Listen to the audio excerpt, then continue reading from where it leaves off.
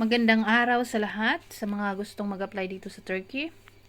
Real talk lang tayo, no? Pag sinabi talaga nating nani, nani lang talaga. Pero, syempre yung ibang amo is, meron ding iba na magdidemand sila. Pero, lagi nyong tandaan na ang trabaho nyo dito ay nani. Ang trabaho ng nani ay mag-alaga ng bata, maglaba ng damit ng bata, magplansya ng damit ng bata, at yun lang ang trabaho nyo. Mag-tidy up din sa room, mga toys, yan.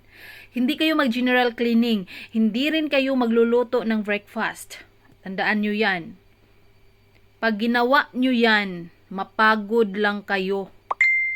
Mapapagod lang kayo. Walang ekstrang bayad. Tapos, katagalan yan, dahil napagod na kayo, wala na kayong ganang magtrabaho.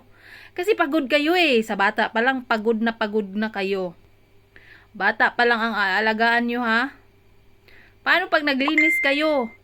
Paano kung magluto pa kayo? Hindi.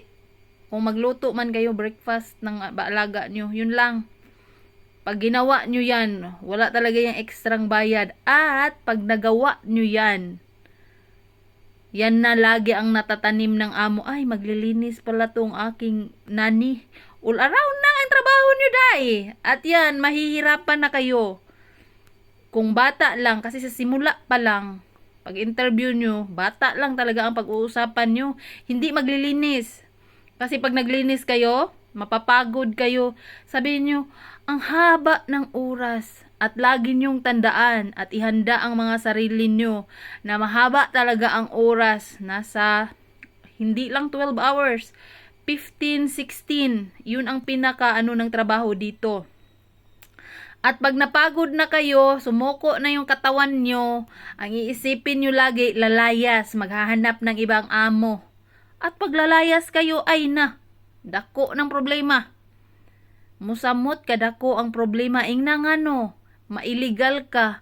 Unsa sa panahon karon ang init na ng mga Pilipino dito, lagi nang hinuhuli ang mga illegal, yung walang mga papel.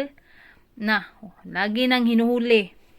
Swerte kung hindi ka huhulihin. Paano kung matimingan ka? O, diba? Kaya, kung ano lang sinabi ng amo nyo sa interview ninyo, yun lang yung gagawin nyo. Huwag nyo nang gawin yung ibang bagay. Pag marumi ang bahay, buong bahay, ay naku, hayaan nyo yung marumi. Sila nang bahala dyan, maghanap ng matagalinis dyan. Basta unahin nyo yung mga bata at maglaba plansya ng damit ng bata at mag-tidy up, yun lang.